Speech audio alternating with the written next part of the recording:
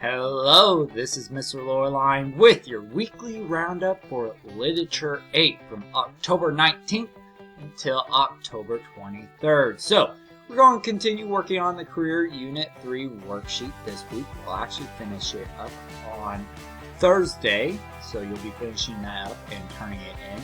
Of course, while we're doing that, we'll also be focusing on the two standards of finding the central idea and then also finding the meanings, connotation meanings of some words. So on Monday, we'll watch a short video looking at the career of a Disney animation artist. On Tuesday, we will watch a video on a visual effects makeup artist.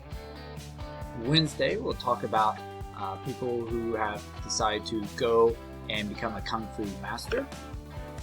Then on Thursday, we'll look at and watch a video on how to be a zookeeper. And then, of course, on Friday, we will finish everything up with kind of a little review on denotation and connotation, and then have a fun little game of quizzes. So that's your weekly roundup for this week for Literature 8.